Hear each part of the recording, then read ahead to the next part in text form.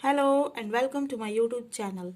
इस वीडियो में मैं आपको बताऊंगी जैक बोर्ड 12th क्लास का इकोनॉमिक्स का मॉडल पेपर सॉल्यूशन सेट 2 का है।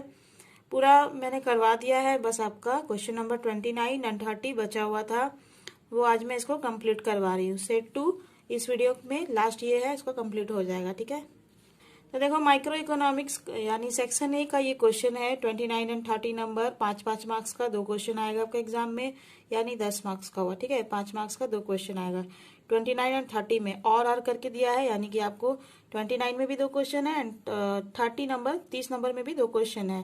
तो उसमें से जो आपको आएगा वो आपको करना है। ठीक है, वैसे मैं इसमें आपको दोनों करवा रही हूँ, बहुत ही अच्छे से समझाने वाली हूँ, इसलिए स्किप मत करिएगा वीडियो को, आपका ही लॉस होगा। हाँ, अगर आप जल्दी में है स्क्रीनशॉट लेकर जाना चाहते हो तो जाओ, लेकिन हम यही कहेंगे कि अगर आप लोग अच्छे से मन बनाकर आए हो पढ़ने के लिए, कुछ सीखने के लिए, तो पूरा वीडियो देखिएगा। ठीक है, तो देखो 29 नंबर क्वेश्चन में क्या पूछा है आपसे। मांग की कीमत लोच को मापने की ज्यामितीय विधि को समझाइए। ठीक है, तो मांग की लोच करके आपका एक टॉपिक है, उसमें मांग की कीमत लोच को मापने का ज्यामितीय विधि है, उसको आपको समझाने बोला है। ठीक है, explain the geometric method of measuring price elasticity.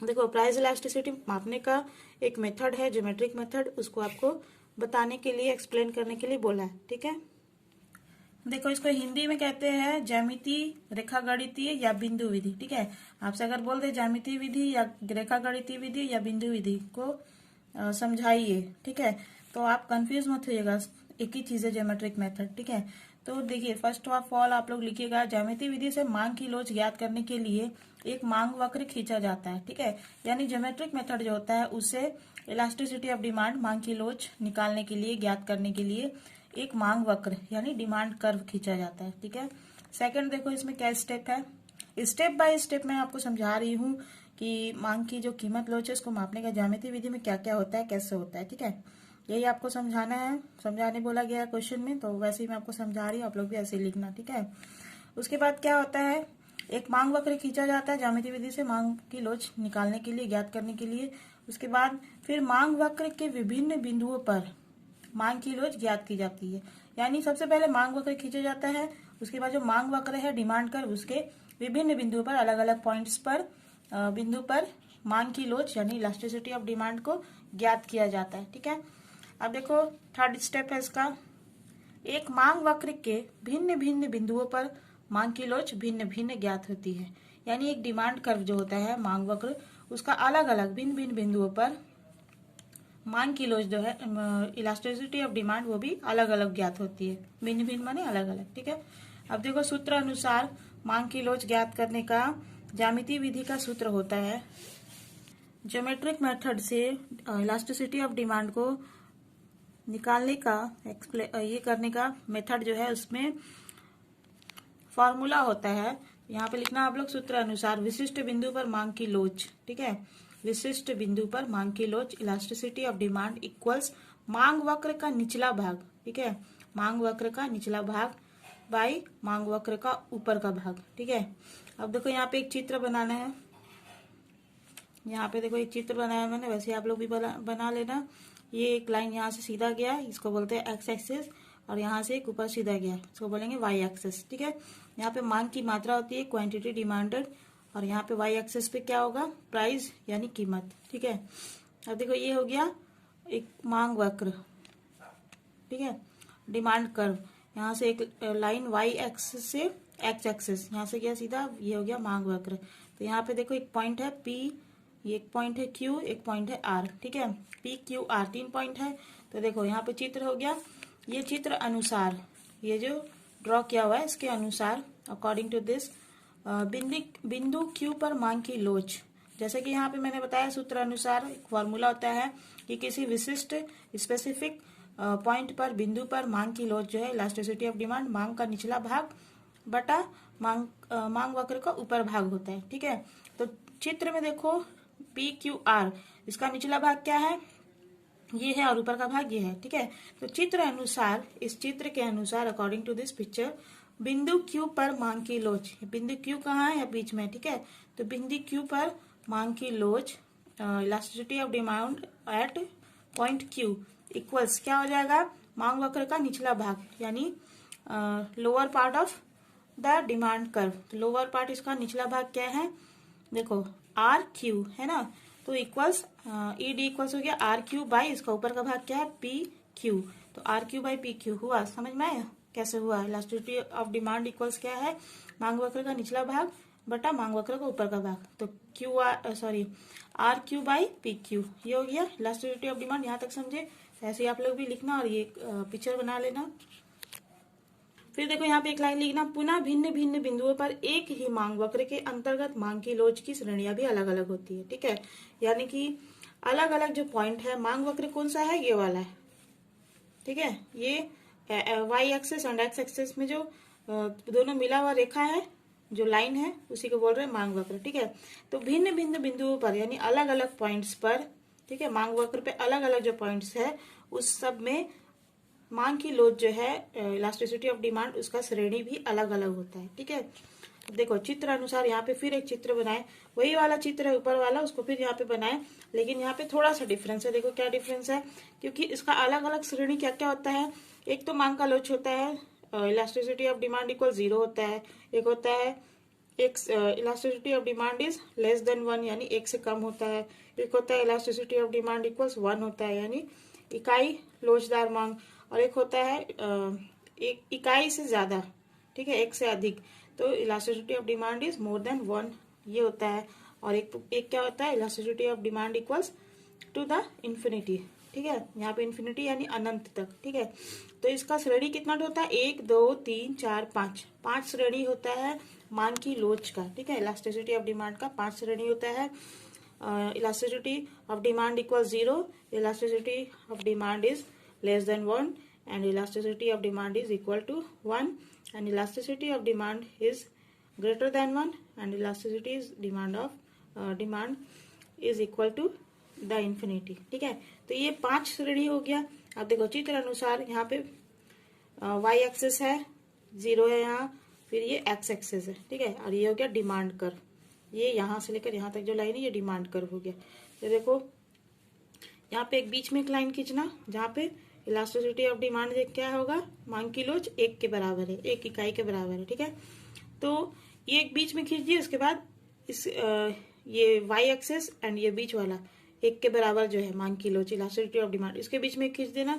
उसके बाद ये x एक्सेस है ना, और ये 1, ये दोनों के बीच में खींच देना। तो टोटल 3 लाइन यहाँ खींच लेंगे। तो ये x एक्सेस पे एक पॉइंट हो गया, ठीक है, फिर ये y एक्सिस पे एक पॉइंट हो गया, 2 हो गया, यहाँ 3 लाइन खींचे है तो 5 हो गया।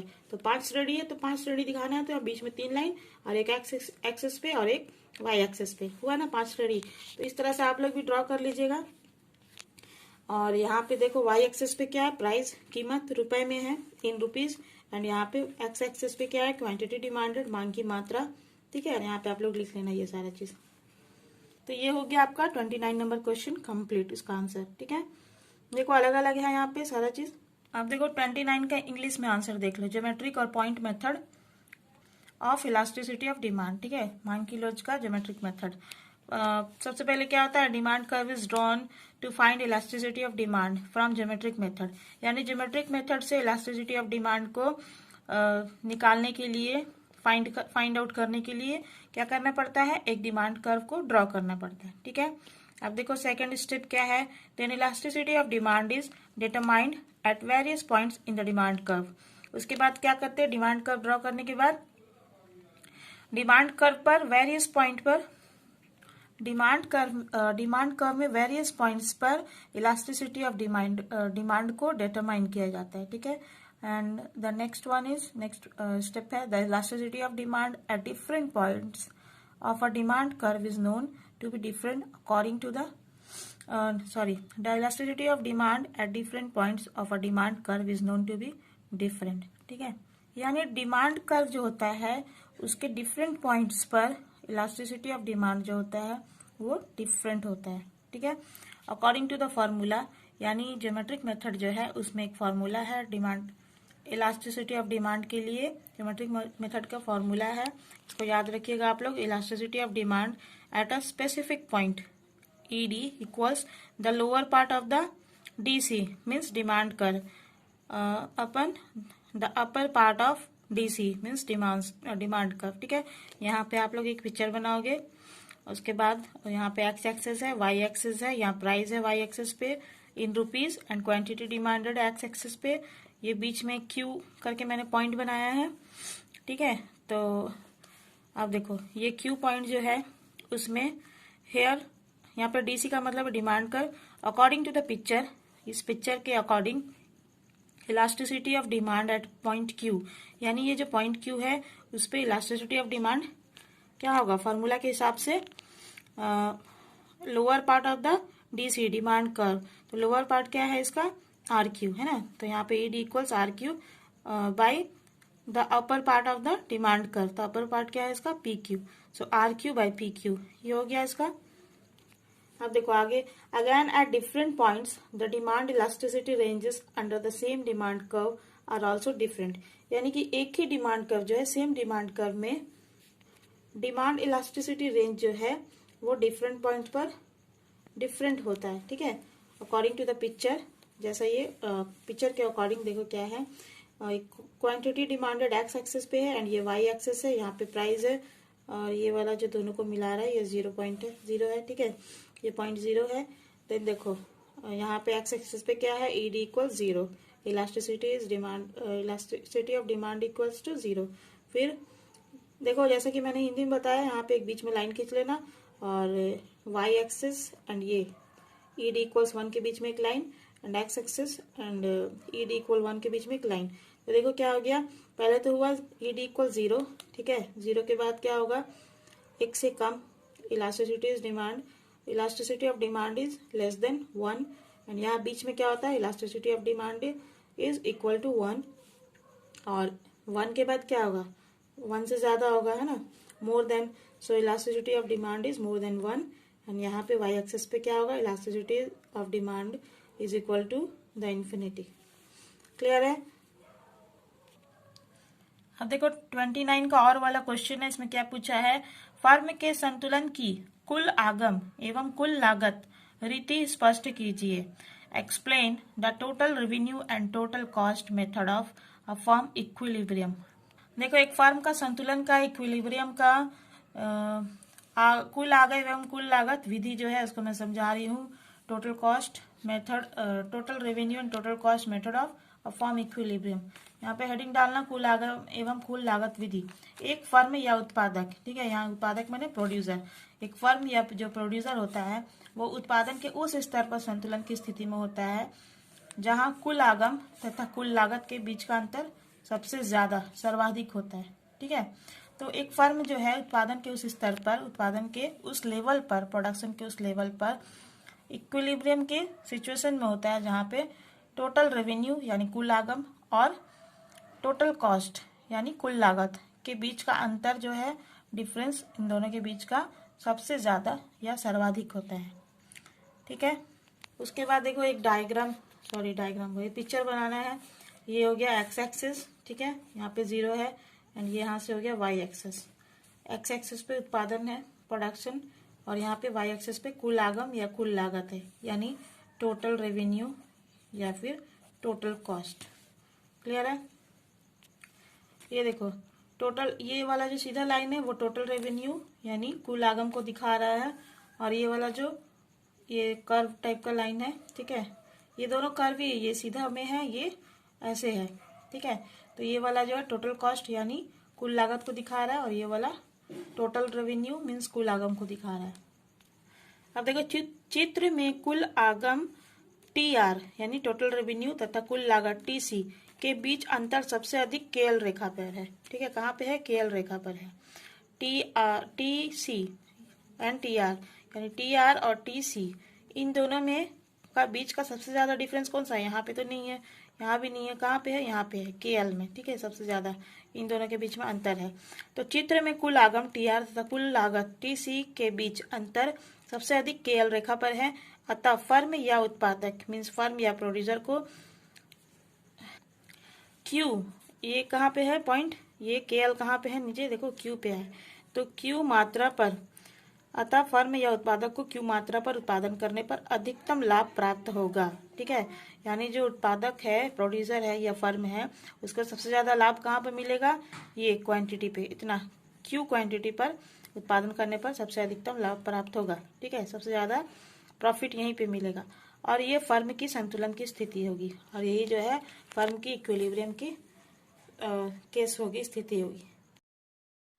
देखो 29 नंबर का और वाला question, total revenue and total cost method of firm equilibrium. यहाँ पर हेडिंग डालना total revenue and total cost method, उसके बाद लिखना अ फर्म और producer is in a state of equilibrium at that level of production where the difference between the total revenue and total cost is greatest. यानी कि एक firm या producer उस level पे प्रोडक्शन करके इक्विलिब्रियम में होगा जहाँ पे total revenue and total cost का डिफरेंस जो है वो ग्रेटेस्ट हो, सबसे ज़्यादा हो। ठीक है, उसके बाद आपको ड्रॉ द पिक्चर ड्रॉ करना है, जो हिंदी मीडियम में मैंने बताया अभी, रुको आपको दिखा देती हूँ, ये वाला। ठीक है, फिर पिक्चर ड्रॉ करके लिखिएगा the difference between total revenue TR and total cost TC in the picture is on the KL line at most.